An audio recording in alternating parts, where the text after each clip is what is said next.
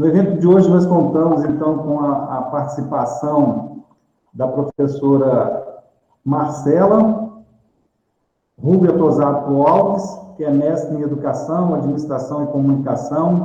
Tá bom. Boa noite a todos e a todas. É um prazer, né, a gente estar aqui, né, nesse primeiro evento. Quero agradecer os meninos do DCE, principalmente a Michelle e o Alan, né, que trouxeram a proposta, né, e aí a coordenação de pedagogia logo aceitou, e também o convite aí que foi feito ao professor Douglas para estar junto com a gente, né, nosso parceiro aí, amigo, colega, seguidor, né? Eu, seguidora dele, das escritas, das teorias, e estamos juntos aí, né, professor Douglas, né? Nós fazemos parte, né, professor Douglas coordenando, do estudo, o Grupo de Estudos e Pesquisas de Deficiência Visual e Cão-Guia, né, que a gente ia já começar um projeto agora na Facel, junto com os nossos, com alguns, né, estudantes, e veio a pandemia, a gente não conseguiu estar colocando o projeto em andamento, mas vamos ter aí um grupo bom aí participando também das reuniões nas quartas-feiras com o professor Douglas aí coordenando, ok? Então vamos lá. Professor Douglas Christian Ferrari de Mello é doutor em Educação no programa de pós-graduação em Educação pela UFES, possui graduação em Pedagogia, é um parceiro nosso aí, colega de profissão, né? Obrigado, Salatiel, obrigado, Marcela, a Faceli, pelo convite, né? Obrigado pelo pessoal que nos está nos ouvindo, nos assistindo, dando a atenção, né, do seu tempo nesse momento. Queria agradecer muito ao convite e dar os parabéns pela temática, né, que venho trabalhando tanto na minha atuação profissional como professor da universidade, mas também na minha militância, né, como pessoa com deficiência, né, nesse momento de pandemia, e dar as boas-vindas a todos e todas que estão conosco. Um abraço. Um abraço, professor Douglas, até daqui a pouco. Então, agora com vocês, a professora Marcela. Então, vamos conversar um pouquinho, né, sobre o tema, os desafios e as possibilidades da educação especial durante a pandemia, né, como que fica isso. Mas antes, é interessante a gente entender o que é realmente a educação especial, né? Pelas perguntas que foram colocadas, né? Veio de uma forma, alguns, né, colocaram de uma forma bem ampla, parece que não entendendo muito bem esses conceitos. Então, eu gostaria de, antes da gente entrar um pouco nesses desafios e possibilidades, começarmos também a definir o que é realmente isso e como que está a educação especial hoje, né, nessa perspectiva da educação inclusiva. Bom, antes de mais nada, gostaria de falar com vocês que a educação especial, né, assim como os outros, né, os outros que não eram ditos normais, né, eles, durante a história, foram passando por práticas sociais, né? Então, a gente passou muito pela prática social de exclusão, depois segregação. Segregação significa aquele aluno na escola especial, né? Fora da escola ou dentro de instituições, morando mesmo, longe da família, né? A integração, o aluno ele está dentro da sala de aula, o estudante, mas sem nenhum recurso e serviços. E aí agora nós temos e queremos, né, muito que a perspectiva da educação inclusiva ela faça parte, né, ela está, de certa forma, fazendo parte do nosso meio, do nosso cotidiano, mas ela precisa realmente entrar com toda a potência que nós temos em termos de legais, né? Então, nós temos aí a inclusão, que é um movimento mundial, né? É uma ação política, cultural, aonde que defende igualdade e equidade para todos. E dentro, né, dessa perspectiva, nós temos a educação especial.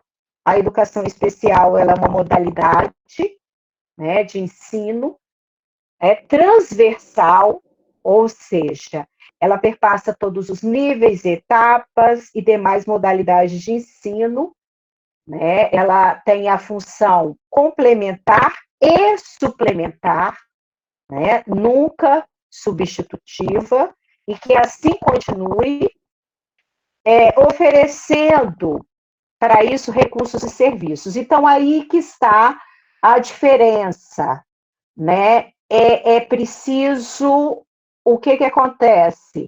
Quando nós temos a política da educação especial numa perspectiva de educação inclusiva, a escola, ela precisa modificar, se estruturar, se organizar para o quê?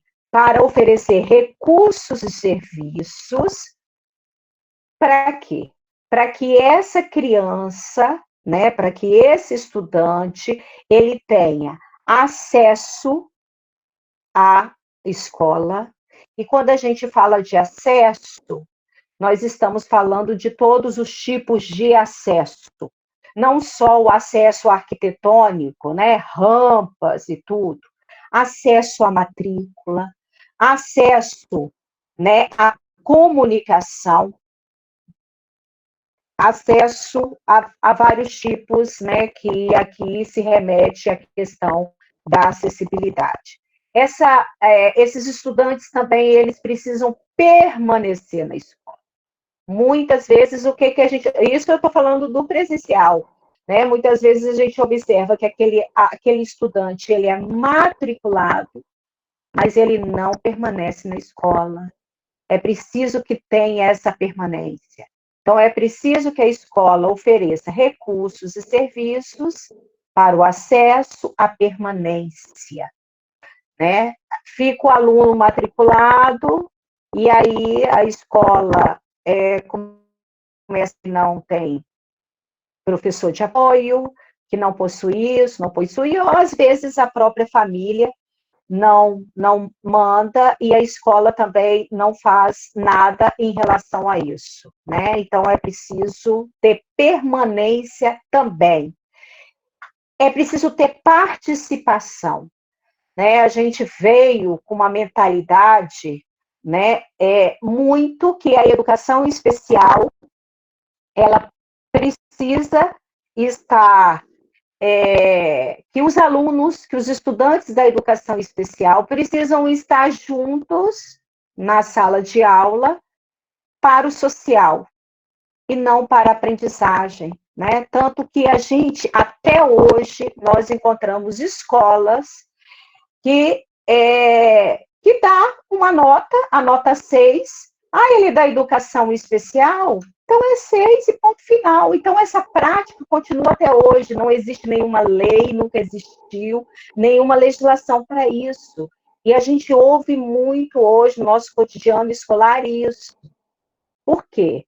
Porque não está oferecendo nem acesso, nem recurso, e nem para que, de fato, a gente observe de qualidade, né? E a gente precisa trabalhar um pouco nesse sentido também. Então, acesso, permanência, participação e aprendizagem. Fundamental, né?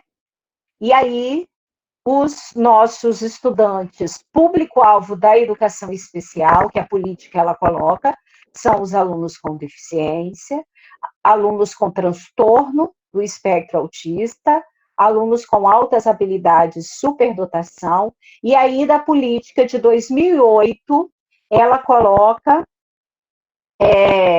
ainda que os transtornos funcionais, eles precisam ser olhados, ser analisados e termos estratégias para que seja trabalhado de forma com que tenha acesso, permanência, participação e aprendizagem.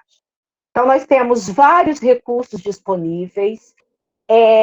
Os estudantes, público-alvo da educação especial, necessitam de recursos diferentes, diversos, né? Se a gente for olhar o aluno cego, de repente ele precisa do braille, né? Da alfabetização em braille, precisa da alfabetização do soroban, de de um professor especialista na área da sala de recurso, que vai dar conta de tudo isso, né? Mas, lembrando, e aí cada deficiência vai pedindo algo, vai necessitando de algo. Mas nós temos que saber também que os estudantes com deficiência, eles são diferenciados, eles são subjetivos, e eles requerem também um tratamento nesse jeito de ser e nesse jeito de aprender, né? Então, diante disso, a gente já começa colocando os desafios enfrentados pela escola, né? Dentro da educação formal e presencial. Agora, imagina numa situação de pandemia, né? Como que fica tudo isso? Como que é organizado tudo isso, né? E cada escola, cada ensino foi se organizando, né, de formas diferenciadas, né? Nós temos lugares, né, principalmente as federais, que não aceitaram a modalidade à distância, né? Vão esperar, né? Mas a maioria das escolas da educação básica estão aderindo, sim, das escolas particulares também. E como que anda o tratamento aí e a observação desses recursos e serviços. Quem é responsável pela educação formal e foi trabalhado e estudado, passamos anos, né, estudando sobre isso, são os professores, né? Não são os pais, né? Eles têm a responsabilidade, né, claro, de uma educação, mas não é uma educação formal, é uma educação informal. É importante a gente colocar isso. E aí eu fico pensando como que está aí uma educação infantil, né? Como que está as séries iniciais do ensino fundamental, que a criança ainda não tem autonomia, e aí a gente vai pensando no público-alvo aí da educação especial, como transtorno do espectro autista severo, né? Toda uma dinâmica diferenciada, né? As crianças com deficiências e tudo mais. Só para vocês terem uma ideia, o Estado ele começou com toda uma estrutura aí, também estão utilizando, como nós na Faceli, o Google Sala de Aula, 2 semanas a 3 semanas depois que liberaram as salas para os professores de atendimento educacional especializado. Então, nós temos esses serviços, né, um serviço importantíssimo, e só foi liberado para eles 2, 3 semanas depois. Eu venho acompanhando, né, um grupo dos professores de atendimento educacional especializado do Estado, e eles estavam naquela ânsia, quando é que nós vamos começar a participar disso? E aí a gente pensa, se o professor ele entra depois, em que momento que esse aluno vai estar entrando junto com os outros. Se a gente já tinha desafios a ser alcançados dentro do presencial, como que está isso, né? E aí a gente está fazendo e organizando pesquisas em relação a isso. Mas aí eu falo, né, da minha realidade, que eu trabalho numa escola, atendo crianças com deficiência visual. Agora estou atendendo especificamente um aluno com cegueira. E aí a gente está trabalhando juntos, eu como professora de AEE, trabalhando junto com essa professora de sala de recursos, e aí ele está no primeiro ano, então nós estamos nos comunicando e eu vendo qual é a forma de chegar esse conteúdo até ele da forma melhor que convém, né? Mas isso foi logo trabalhado desde a primeira reunião, eu estava junto e a gente estava se organizando ali dentro da proposta que a prefeitura tem se colocado, né? Mas nós estamos vendo um esquecimento muito grande, né? E as possibilidades são essas, porque se a gente não tem, porque a gente observa também que o professor de sala de recursos, em muitas escolas, ele não é incluído, né? E aí a gente tem também relatos de monitores que não são incluídos nesse cotidiano escolar, né? Nós temos pedagogos e pedagogos, temos pedagogos que têm uma visão muito boa da área da educação especial e que quer aprender muito mais, né? O exemplo é o Luiz aí, que está participando junto com a gente, que ele quer estar discutindo um pouco sobre isso, ele como pedagogo também como professor, né? Então, a gente vê isso, e nós temos também pedagogos e professores que não querem nem entender, nem discutir. Nós temos essa problemática também. E aí a gente vê, às vezes, e muito, professores de atendimento educacional especializado não conseguindo conversar com professores do ensino comum, né? Não, os estagiários, né? Estou falando daqui, da nossa política que nós temos aqui na prefeitura, às vezes não tem esse contato com o professor de sala de recurso e não tem contato, às vezes, nem com o professor de sala de aula, fica ali sentado, às vezes sem poder estar se colocando, e é um processo, e às vezes nem tendo também, que é uma coisa muito importante, a formação que deveria para estar ali junto com aquele menino, né? Porque na Prefeitura de Linhares, nós utilizamos estagiários, né, para ser apoio escolar. E a gente tenta pegar estagiários de pedagogia. Mas vocês acompanharam aí que temos também, às vezes, estudantes até do ensino médio sendo apoio escolar, né? E aí, como que fica? Daí a gente percebe, então, que o que a gente vê que existe escolas e professores que acabam dando conta, né? Porque está percebendo, está oferecendo, né? Porque está sendo também um desafio para todos nós, e como que e aí alunos, e nós estamos tendo diversas experiências aí, né? É essa conclusão que eu quero chegar. E assim, eu termino a minha fala, e aí a gente vai discutindo depois em cima disso. Eu vou passar a palavra agora para o professor Douglas. Tá bom? Muito obrigada. Então, agora, passar a palavra para o professor Douglas, que irá fazer a explanação do tema sobre a ótica dele. Então, professor Douglas. Tudo bem?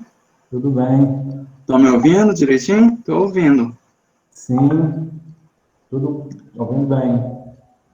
Então, novamente, boa noite, todas e todos, quem chegou depois.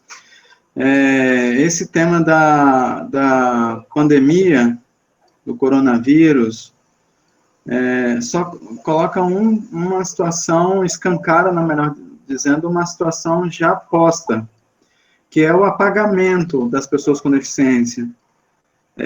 Aqueles deixados à margem, entre outros grupos, considerados minoritários, né? Gays, pretos, pobres. E, nesse momento, são aqueles elegíveis deixados, entre aspas, deixados para morrer.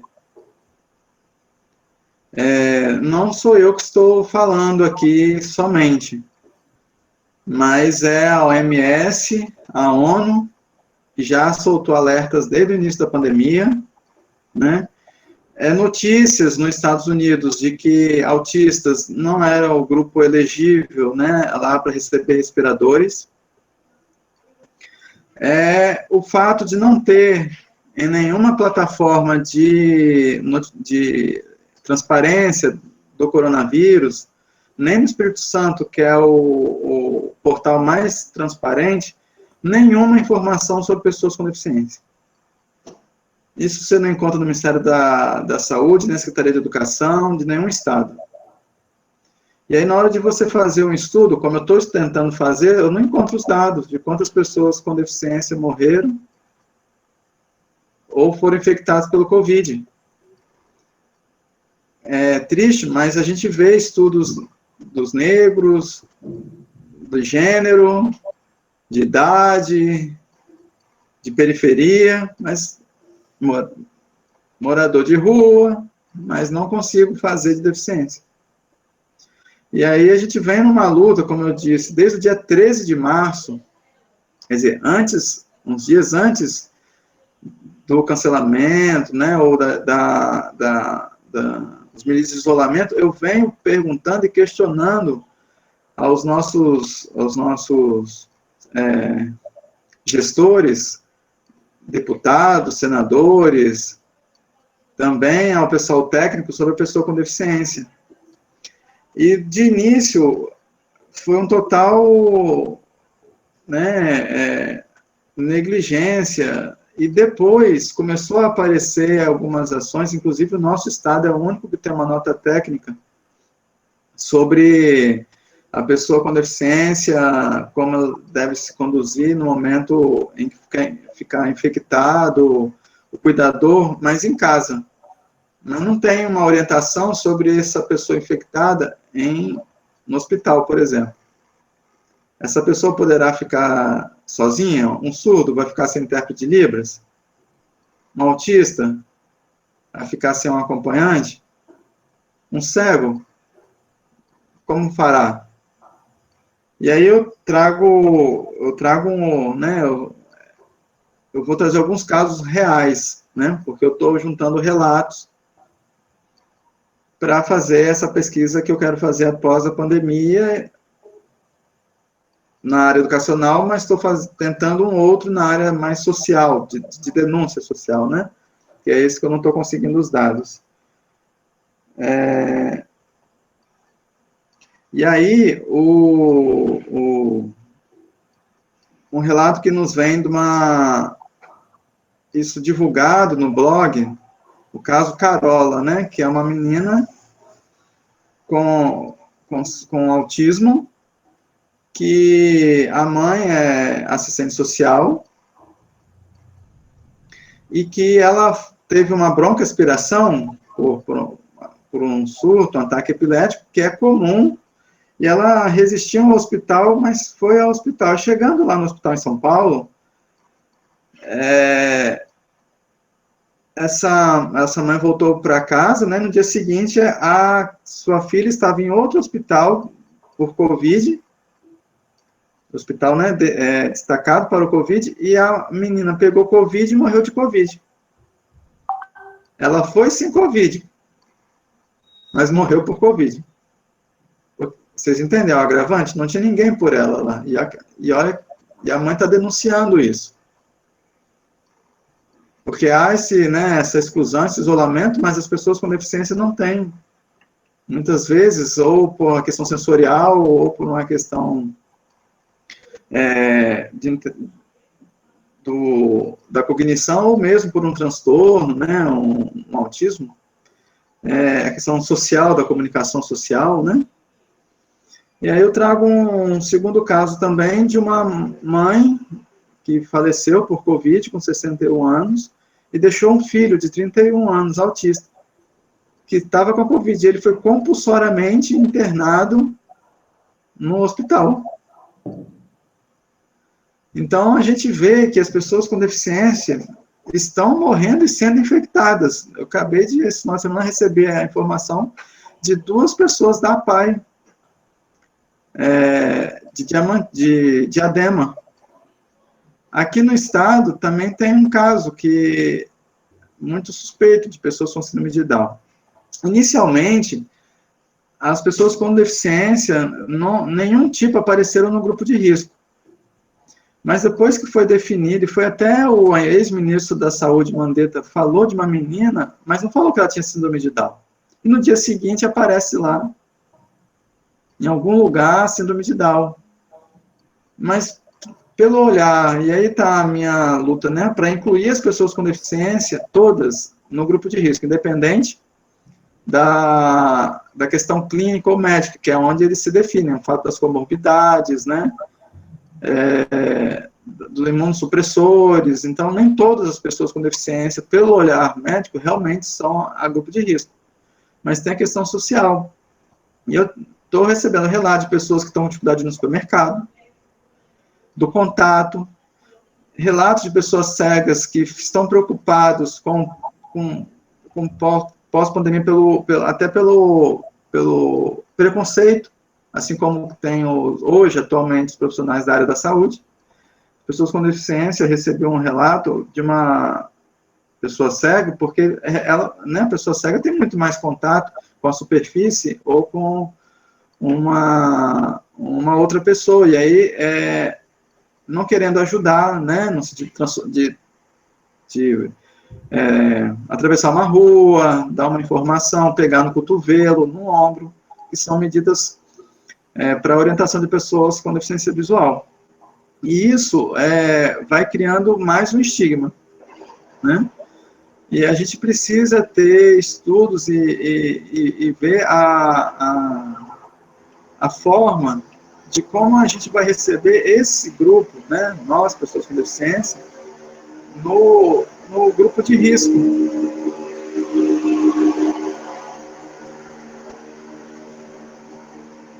Essa condição social, ela já existia, de vulnerabilidade. Ela já acontecia. E caminhando para o lado educacional, as pessoas com deficiência já ficavam à margem, né?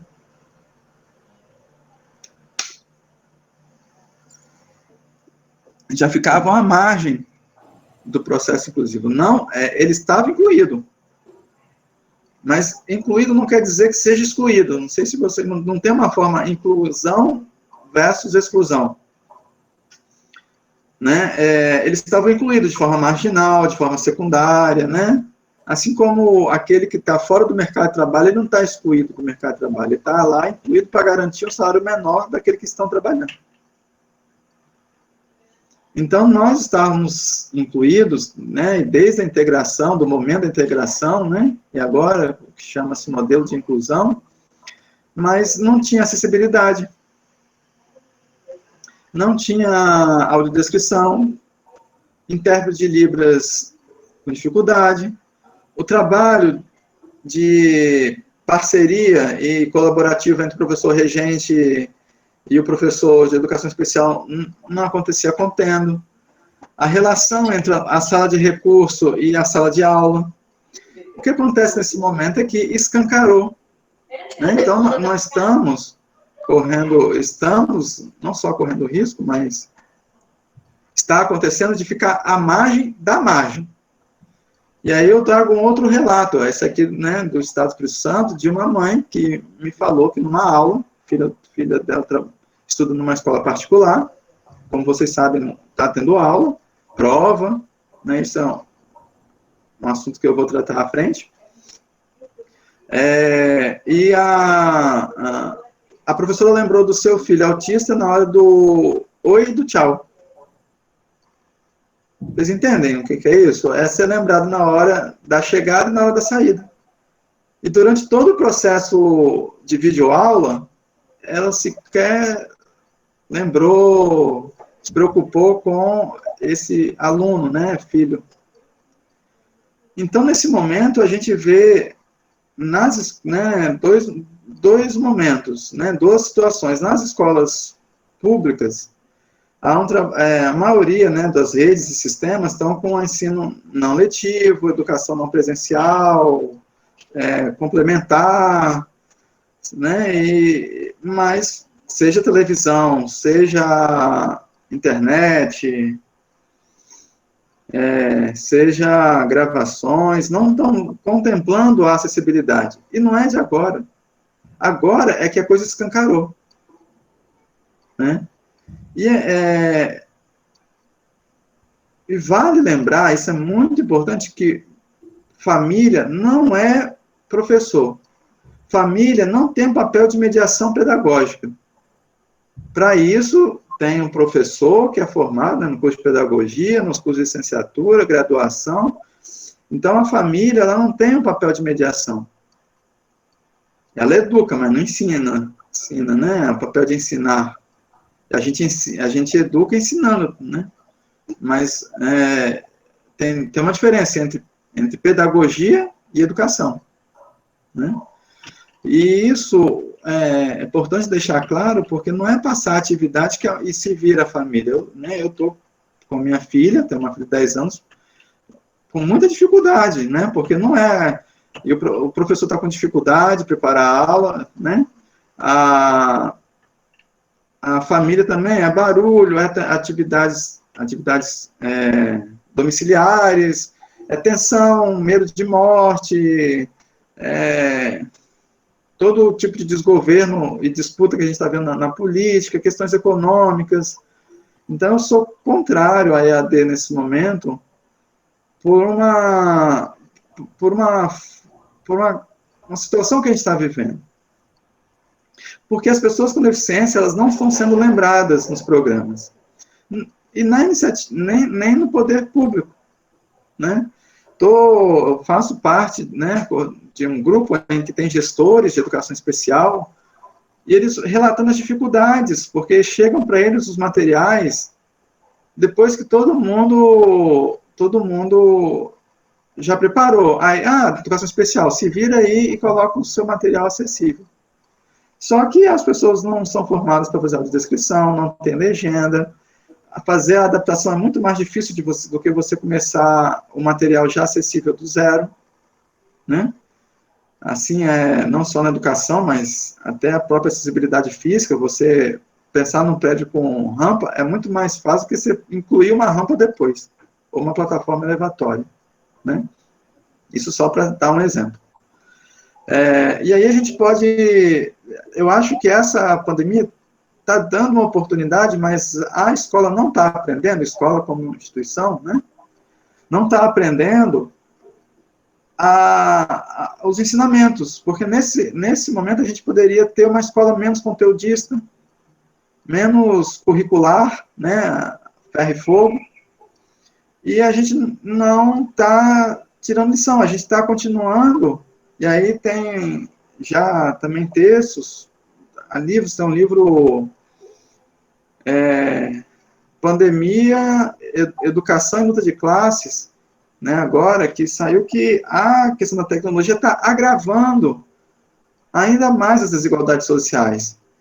E as aulas, em vez de ser aulas diferentes, estão sendo aulas ainda mais tradicionais, mesmo com a tecnologia. Então, a tecnologia não é sinônimo de aula inovadora, aula socialmente referenciada, né?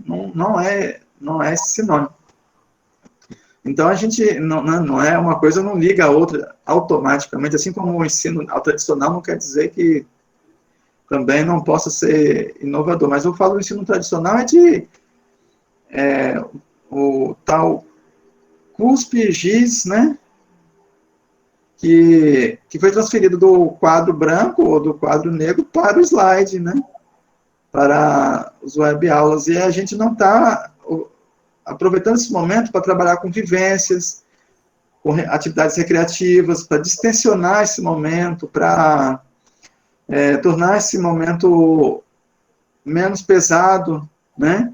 A gente ensinar as nossas crianças a trabalhar, como trabalhar para combater o coronavírus, por exemplo, várias outras, a gente poderia estar aqui listando atividades não curriculares, mesmo nas atividades complementares, a gente pode lá ligar os canais de televisão e ver, né, que estão disponíveis, que são atividades curriculares, mesmo não complementares.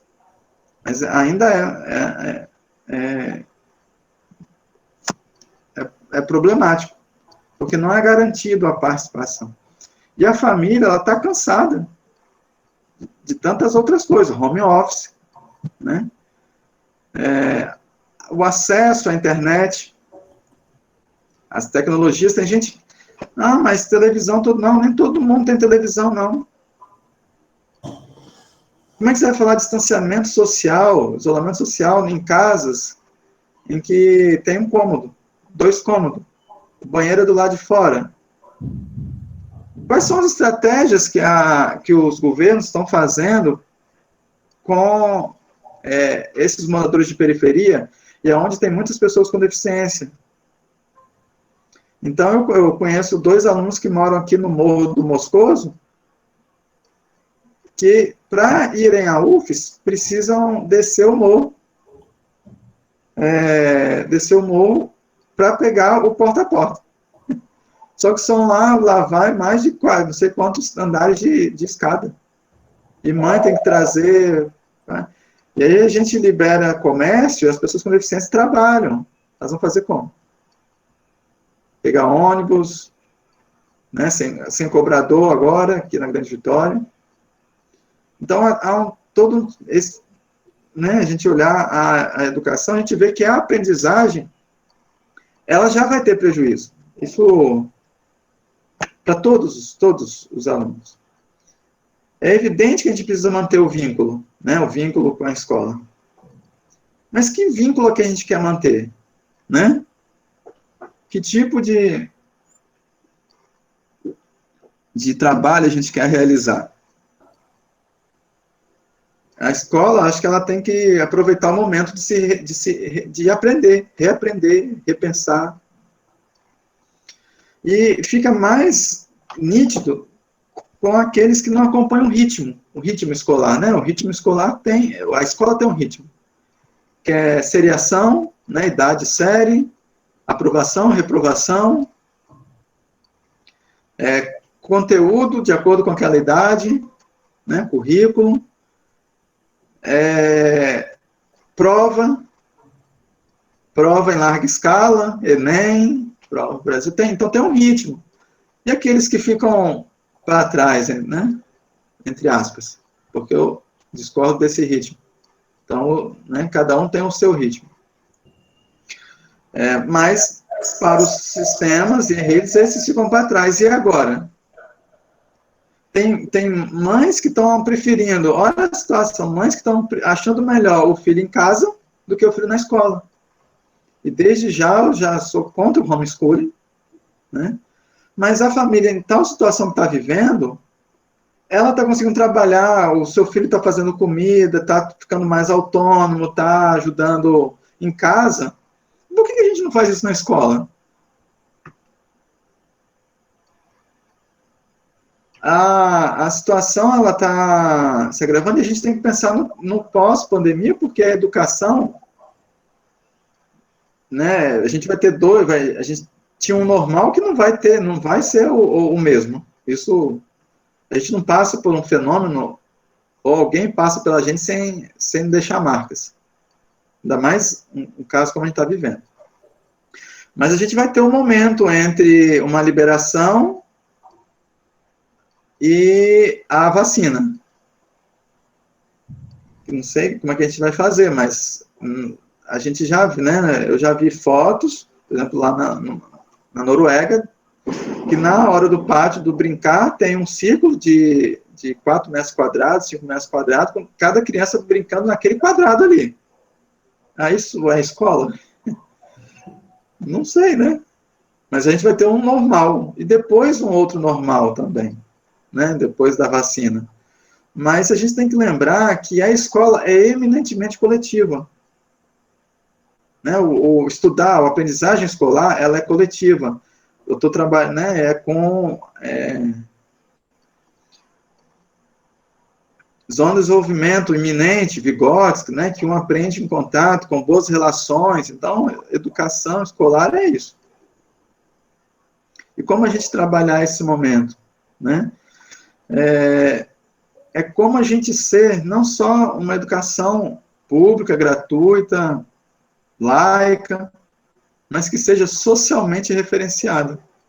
E aí, né, partindo para o final da minha primeira fala, eu queria dar algumas possibilidades. O primeiro é ter um olhar sensível, uma escuta sensível. Eu, na minha trajetória escolar, eu nunca fui perguntado sobre como eu gostaria de ser ensinado. Muito pouco na universidade. Né? Vejo muitos alunos que não são perguntados, nem suas famílias. Então, por que a gente não exercita um olhar sensível? Né? Uma escuta? Por que a gente, primeiro, não escuta a pessoa com deficiência? Como que ele gostaria? Porque vamos deixar a pedagogia do não, a pedagogia do só, né? Ele não pode fazer isso, ele só pode fazer aquilo, porque isso ele já sabe, a mãe dele já sabe. A gente está aqui para trabalhar com os que têm dificuldade, né? A educação serve para isso, professor. Aqueles que têm facilidade vão seguir o caminho deles. Então, a gente ouvir.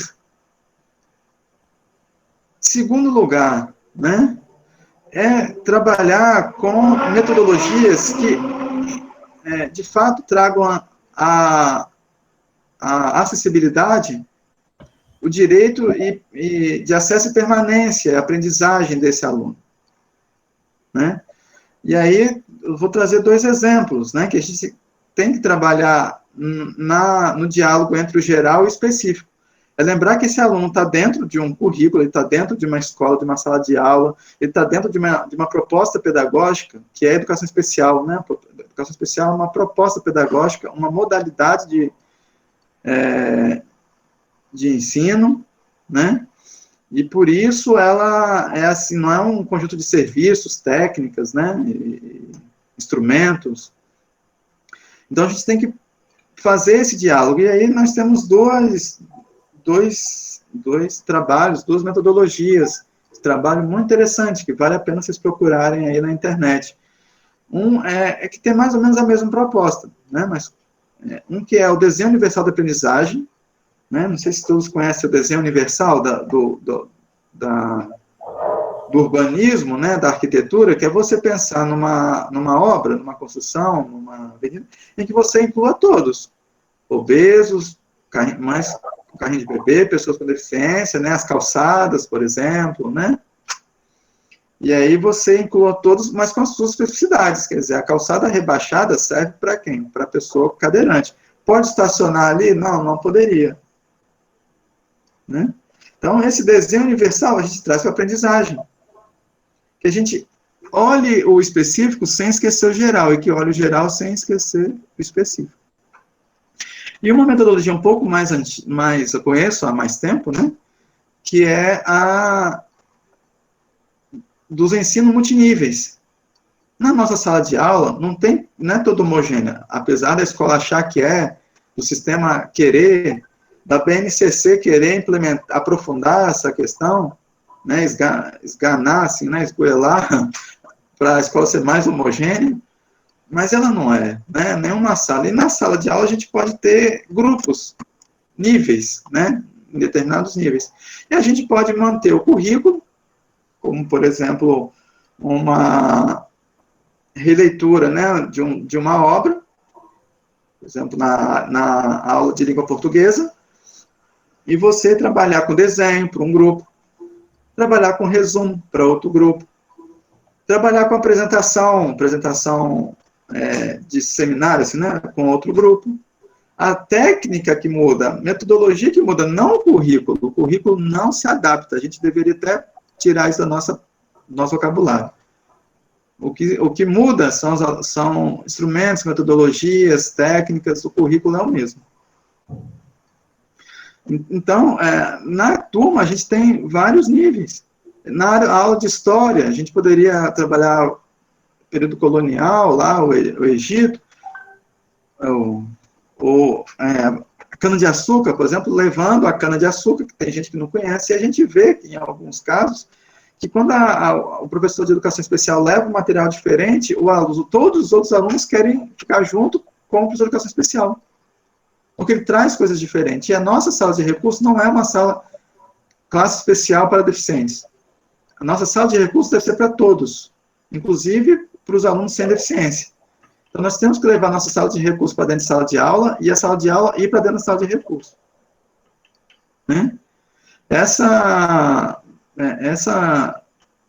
Esse ensino multiníveis, ele traz essa relação do geral e do específico, sem esquecer os grupos que existem. Eu vou dar, e para finalizar,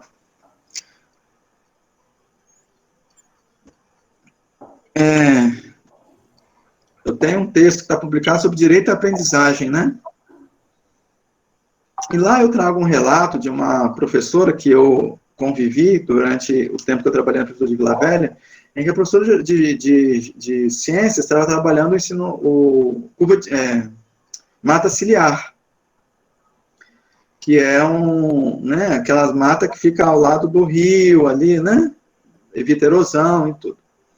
E a professora estava do lado, ajudando uma pessoa com deficiência múltipla, cadeirante, visual, paralisia cerebral, né?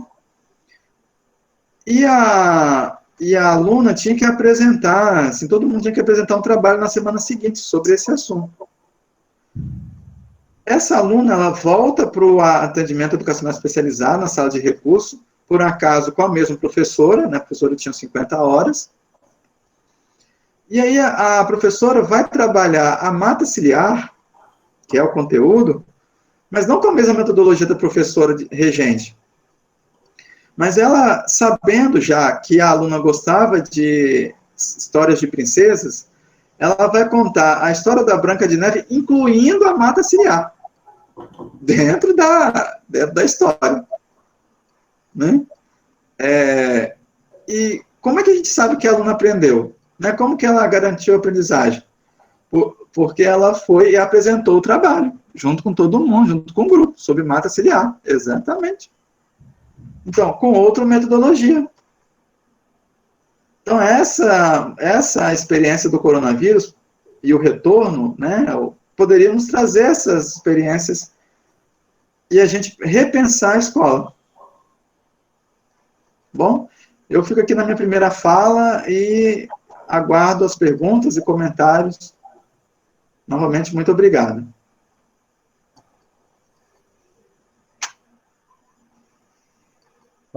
Oi. Alô?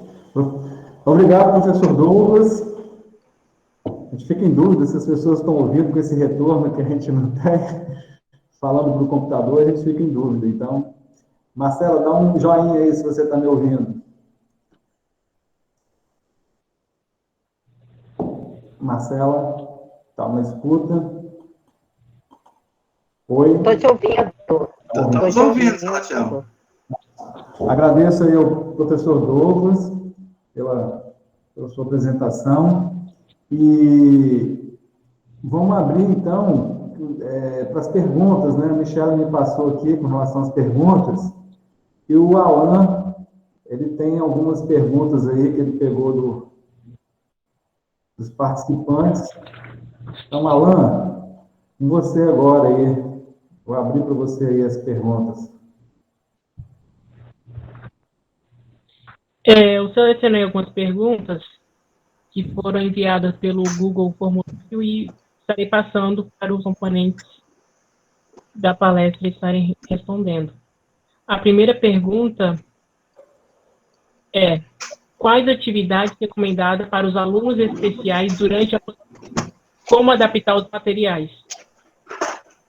E também tem outra: quais as dificuldades mediante o cenário de calamidade na saúde para a educação especial? Então, Marcel, professor Douglas aí. Oi, Marcelo. A última, como? Repete aí, Alan. Oi? Alan, repete. A última pergunta. Tem duas. A primeira: isso. Quais atividades recomendadas para os alunos especiais durante a pandemia? Como adaptar os materiais? E quais as dificuldades mediante o cenário de calamidade na saúde para a educação especial? Quais são as dificuldades que os alunos estão perguntando?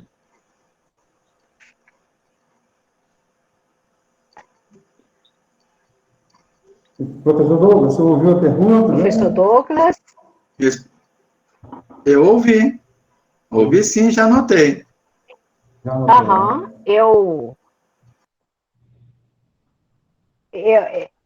acho que o professor Douglas, ele colocou muito bem a questão da adaptação, né, que a gente tinha até que tirar essa palavra, né, são metodologias e formas, né, estratégias diferenciadas para cada aluno, né, a gente tem que analisar que a inclusão é para todos, né, no sentido assim.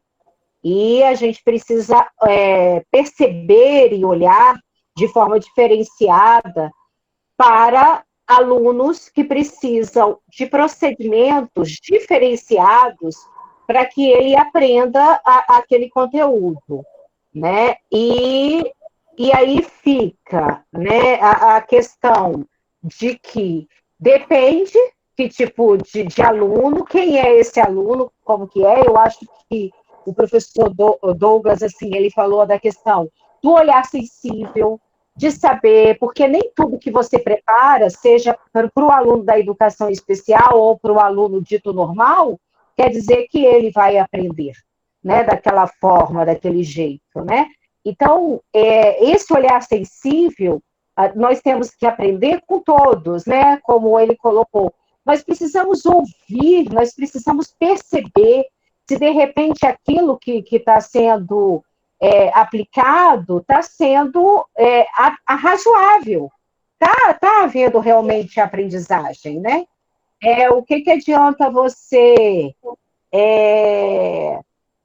fazer algo, né? Adaptar, né? No caso, organizar algo que não consegue chegar até o outro, né? Então, isso é uma questão que a gente precisa analisar bastante.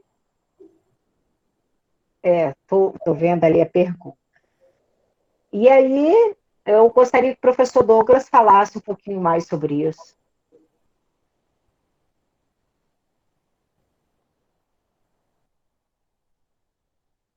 Então, vou passar a palavra para o professor Douglas para ele continuar falando.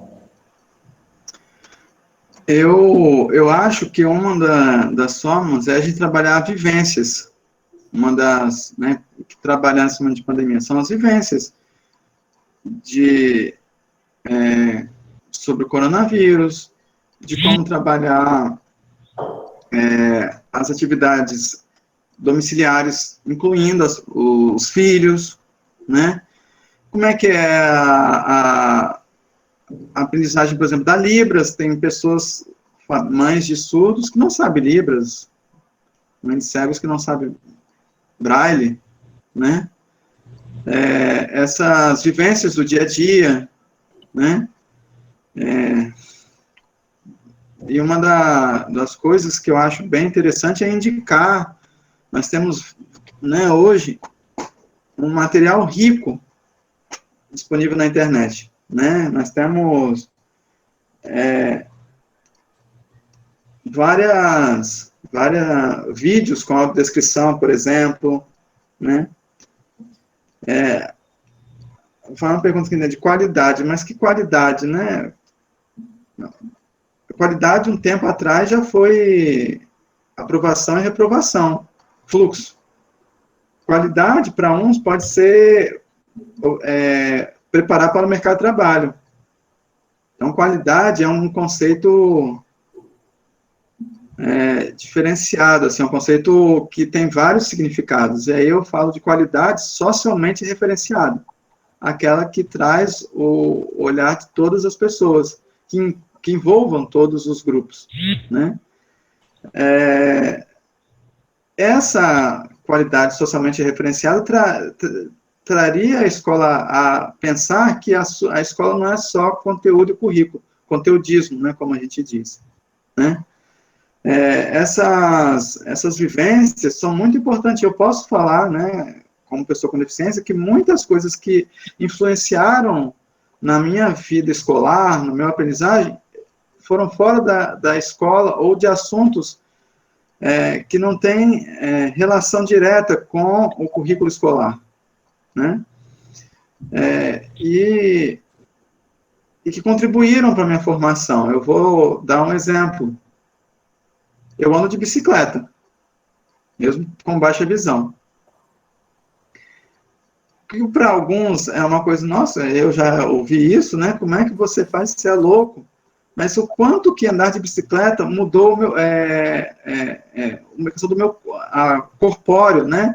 A visão, a colocação visiomotora, por exemplo, né? A deslocamento espacial, orientação, né? A criação de sinapses neuronais para contribuir com a educação.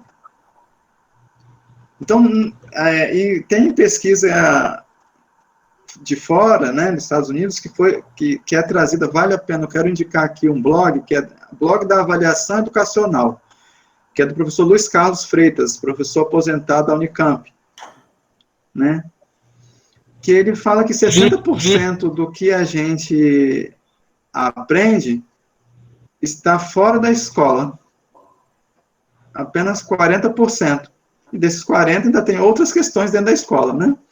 Mas o que quer dizer? Que tem a família, a gente aprende, tem questões que influenciam a questão socioeconômica,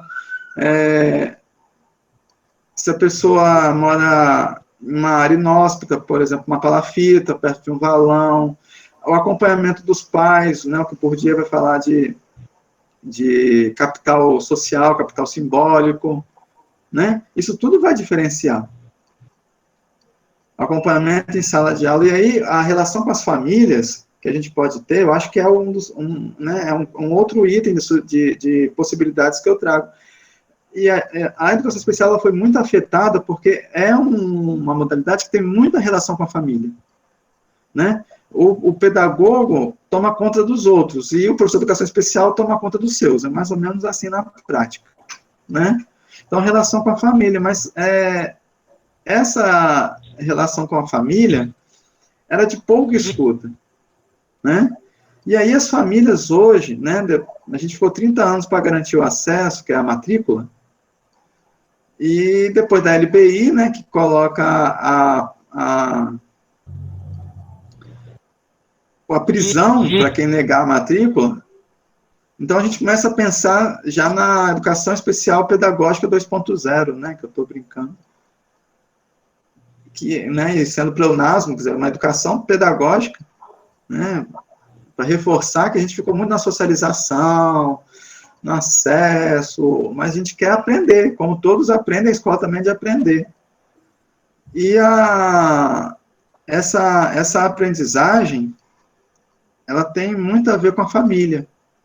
E as famílias hoje estão indo no Ministério Público cobrando a aprendizagem. Eu estou escrevendo um artigo, continuidade daquele primeiro sobre aprendizagem, sobre o papel da família e a aprendizagem. E a gente fez um grupo focal e a família está cobrando do professor o plano de desenvolvimento individual, a avaliação diagnóstica no início do ano letivo, que o seu filho sem deficiência leva o dever de casa e por que o filho com deficiência não leva.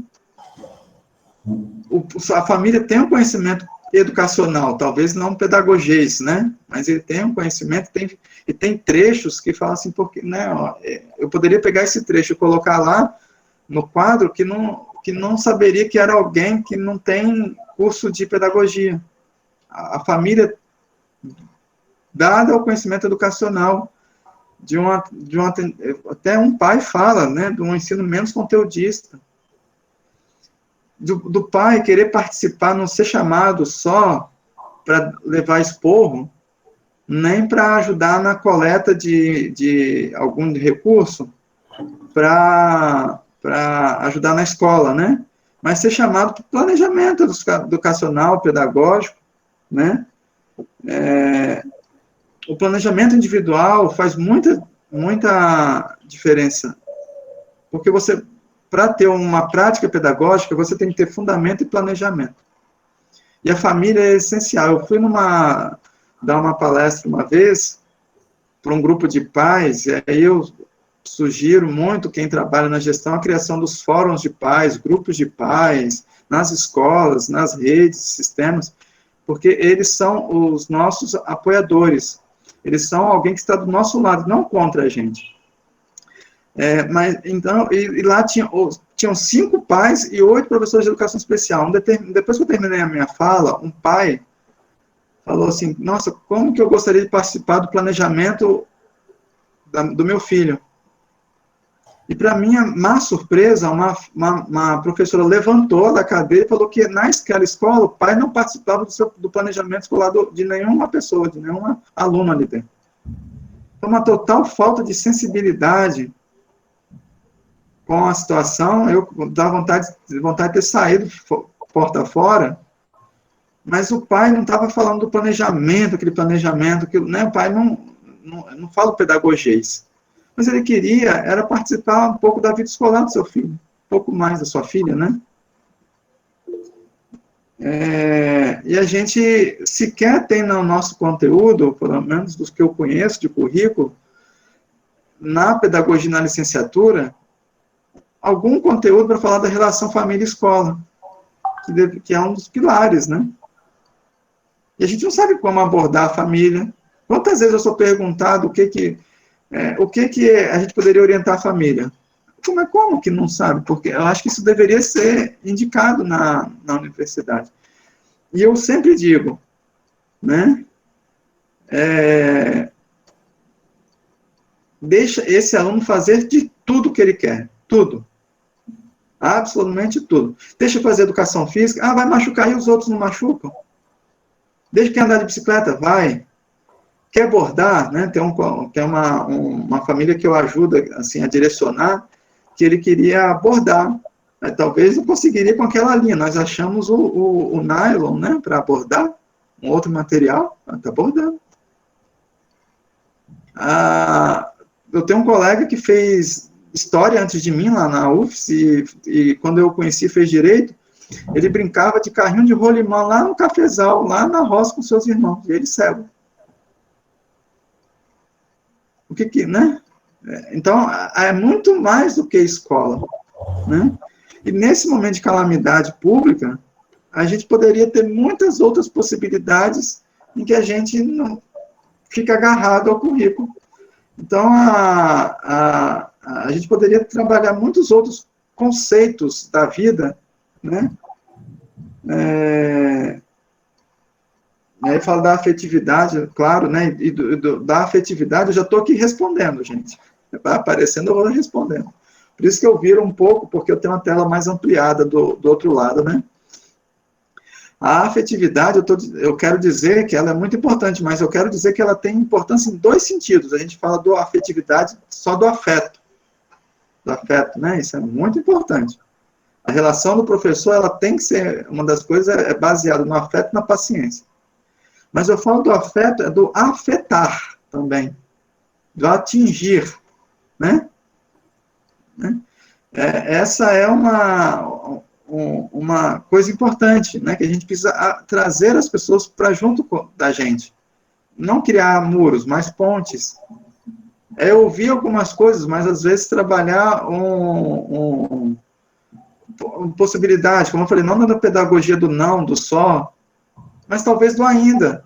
Bem, hoje eu não posso dirigir, ainda, mas daqui a 5 anos, com carro automático, quem sabe, né, que já tem carro automático na Europa. Posso dar carona um dia para vocês. Nós somos seres históricos. Não tem o síndrome de Gabriela. Eu nasci assim, cresci assim e vou morrer assim. Isso não existe. Nós somos seres históricos e tudo pode mudar. Mais alguma pergunta, algum comentário? Marcelo, se quiser falar também um pouco. Maravilhoso. Professor Douglas, nossa, estou colocando aqui, que maravilha. Sou apaixonada, né, pessoal? Então, eu quero falar um pouquinho da minha experiência. Posso falar, Alan? Sim, Marcelo, pode continuar. Falar um pouco da minha experiência de agora na prefeitura, né? Uma semana atrás, os professores se reuniram para estar preparando o material. E como vocês sabem, eu estou com o primeiro ano professora de sala de recurso de atendimento educacional especializado na área de deficiência visual. Estou com um aluninho, com um estudante, né? Dentro dessa sala, conhecendo essa sala, junto com indo, conversando, falando que todas as pessoas são diferentes. Eu tenho essa abertura, né? Desde o ano passado a gente está trabalhando um pouco sobre isso, e agora a prefeitura ela manda o material para nós trabalharmos, né? E o primeiro ano ele está trabalhando com esse livro que se chama A Aprender e Relacionar. E eu achei muito interessante, porque vem em cima daquilo que o professor Douglas está trabalhando e está colocando aí. Então, a nossa primeira atividade, e assim, trabalhado através de projetos.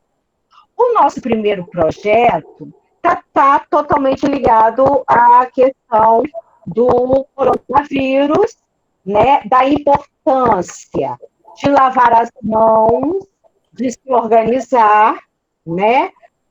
Começa com uma musiquinha, uma mão lava a outra, né? E aí, através dessa musiquinha, vem-se perguntas, como que a gente deve lavar as mãos e tudo mais. E aí é lançado, né? A professora, então, fez um vídeo e lançou, tem um grupo de WhatsApp, então são as formas e as maneiras, né? E aí eu entro também, né? Eu faço parte desse grupo de WhatsApp, assim como as outras professoras de educação física, de arte. Também temos os estagiários, né? Quem é o estagiário lá da sala também participa, que eu acho que é um processo inclusivo, né? De estar todo mundo participando ali, sendo que, claro, que quem coordena mais é a professora da sala comum. E aí eu tenho que organizar esse material para esse aluno, que é de nascença. E como que eu trabalhei isso? Né? Ele está sendo ainda alfabetizado como os outros, e ele também está sendo alfabetizado em braille.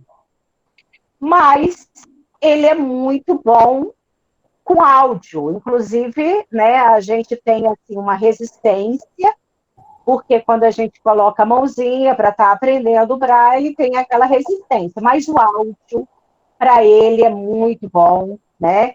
E aí eu fiz todo o material explicando em áudio, né? E aqui, né, eu boto o que tem o áudio 1, o que tem o áudio 2. E aí ele vai...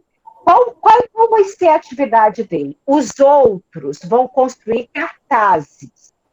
E ele vai produzir vídeos, né? Dando exemplo. O primeiro vídeo é ele cantar a música, aprender e cantar a música. Já enviou. No diálogo, o pai vai fazer o diálogo com ele, né? E aí eu instruí também a família, essa questão da gente estar perto da família, sabendo como que está e tudo mais. É algo que a família pode conversar e pode discutir. E aí ele vai responder, né? Quem está ali com ele e vai poder estar ajudando ele naquele momento vai ser o pai, né? A mãe está trabalhando o dia inteiro. E aí, logo depois, a etapa era para contar quantas vezes aparece a palavra mão, né, no texto, né? E aí eu trabalho um pouquinho sobre a questão da mão e tudo mais. São áudios curtinhos, sempre colocando o nome dele.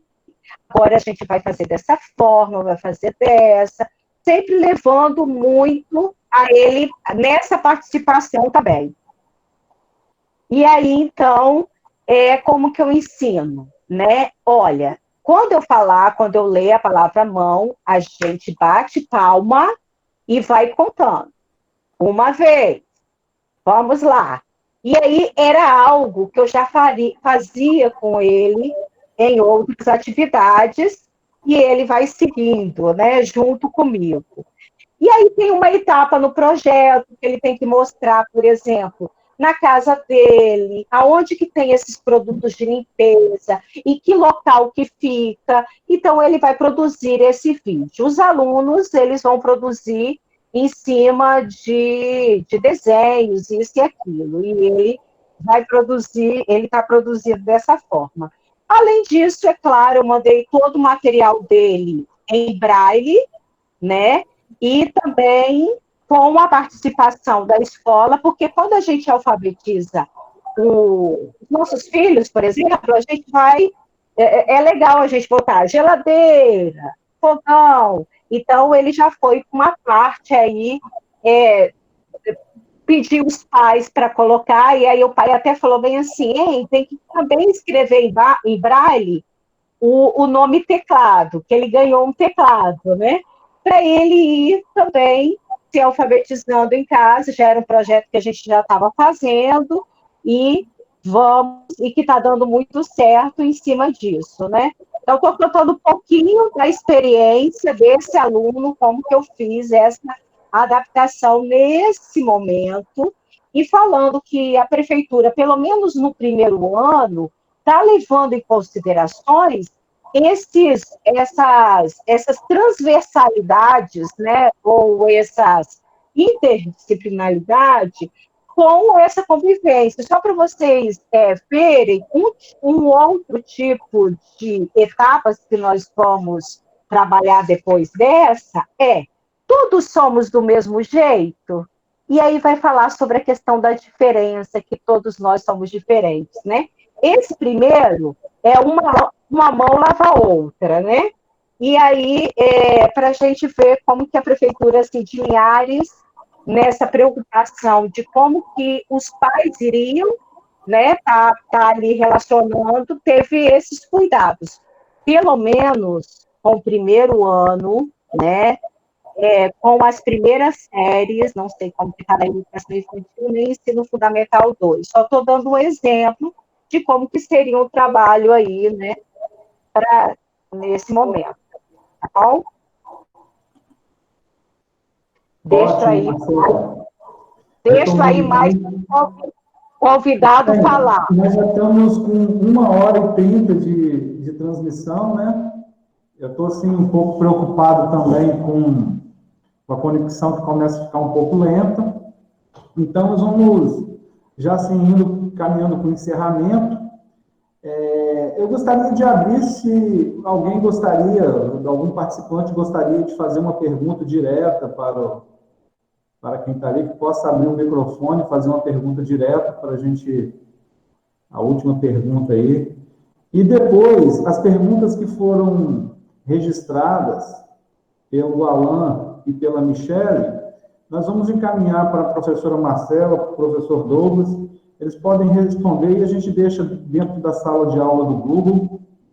E antes também dessa última pergunta, depois eu gostaria que a professora Marcela falasse bem rapidinho sobre a resenha, que é ela que vai acompanhar ali essa resenha para contemplar aí quem está participando desse evento com 10 horas de atividades complementares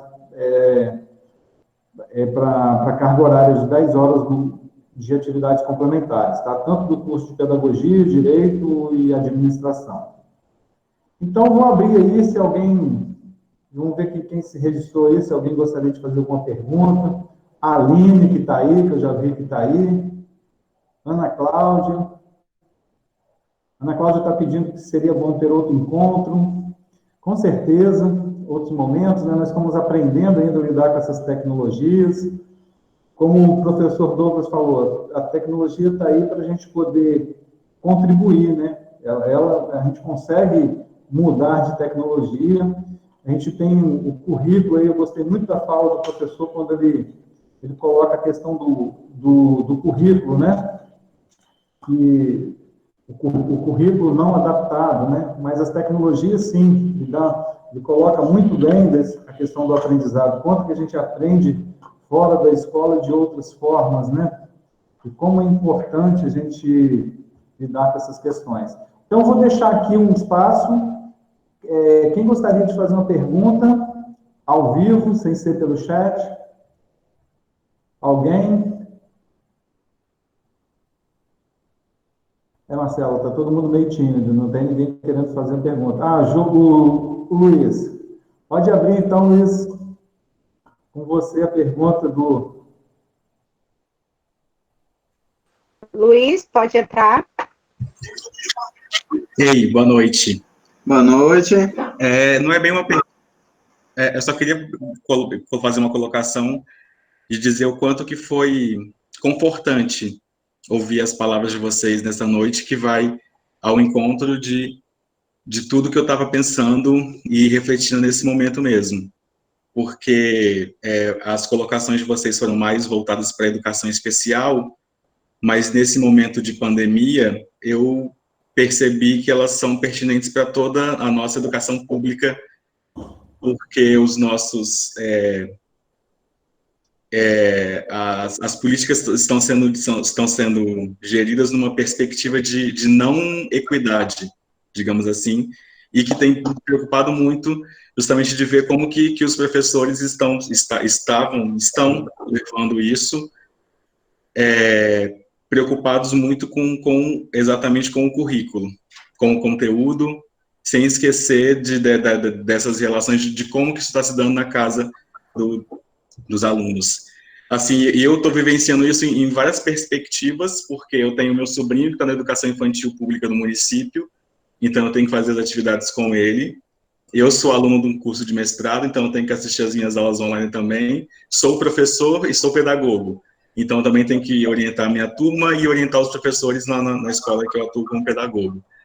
Então, assim, a gente percebe as dificuldades todas que estão, nesse momento, né, que estão acontecendo nesse momento por conta de todas essas situações, e me assusta muito a dificuldade que é natural por conta do contexto social, né, natural nesse sentido, as dificuldades encontradas pelos alunos e que, a grosso modo, não são consideradas, porque já se fala em considerar esse período como dias letivos, mas aí a gente percebe como é que vai garantir o dia letivo para todo mundo, se nem todo mundo tem acesso à televisão, se nem todo mundo tem acesso a um aplicativo escolar. Lá na escola que eu trabalho, a gente tem a situação de uma família que são quatro estudantes, entre manhã e tarde, mais a mãe que estuda à noite, com uma televisão e um celular em casa. Aí eles teriam que assistir os canais em diferentes horários, acessar o aplicativo em diferentes horários e tem apenas um aplicativo para cada situação. Então, assim, ouvir de pessoas assim, que estão, né, nessa hierarquia acadêmica, um pouquinho acima de mim, essas colocações que, como eu falei, vão ao encontro de tudo que eu estava pensando, de como que a gente tem que pensar bem esse processo educativo nesse momento, conforta muito meu coração. E também eu fiquei feliz de ouvir essas coisas nessa noite, e tenho certeza que é mais uma sementinha plantada aqui na minha cabeça, no meu coração, de como colocar isso em prática nas nossas atividades no dia a dia. Joia. Então, eu quero agradecer aí a participação do Luiz aí com essa fala. E vou convidar a professora Marcela, 2 minutinhos aí para fazer as considerações finais, e na sequência o professor Douglas, para a gente já ir para os momentos de encerramento também. Então, vou abrir para a professora Marcela e depois o professor Douglas para fazerem as considerações finais. Pois é, agradeço, né? Acho que foi muito bom. E é isso aí, né? Como o Luiz colocou, né? O desafio é para todos, né? E acho que foi bem interessante, né? Toda a discussão que foi colocada, e para a gente realmente refletir, precisaria de mais tempo, de mais, né? Mas dá para a gente já ter uma visão, um olhar, né, diferenciado para estar organizando. Pessoal, a resenha ela vai ficar lá no Google Sala de Aula, né? Amanhã, 13 horas, vai ser postada, né? Como que vai ser? Então, a gente coloca o título, né, da palestra e tudo mais, vocês vão decorrer do que foi discutido, nós vamos, está sendo gravado, vai ser disponibilizado para vocês, todo esse material, e ali depois vocês vão colocar quais são, o que vocês acharam em relação a tudo isso que foi discutido hoje, tá bom? Então, a crítica de vocês em relação a isso. Então, são 3 momentos. O primeiro momento, a escrita, a introdução do material, a resenha em si, e aí depois a gente fechando aí com as colocações de vocês, com o posicionamento de vocês sobre tudo isso que foi colocado. Tá bom? Muitas pessoas, Salatiel, não conseguiram entrar, ficaram tentando até às 8 horas, não sei, assim, o que ocorreu. Elas me mandaram mensagem aqui, eu tenho até uma relação aqui. Todo mundo, assim, desesperado, eu pedi até para elas, o pessoal ficar tentando, mas não conseguiram entrar realmente. Então, está gravado, então, que todos assistam, né, quem está inscrito, e que possa fazer essa resenha aí, né? Passo agora para o professor Douglas. Muito obrigada, pessoal. Obrigado, professor Marcelo. Professor Douglas.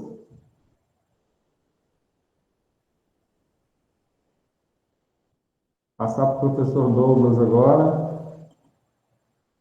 Está na escuta? Eu estou na escuta. Suas considerações finais, professor Douglas. Gente, assim, uns minutinhos. Tá, joia. Novamente, queria agradecer, né, o convite.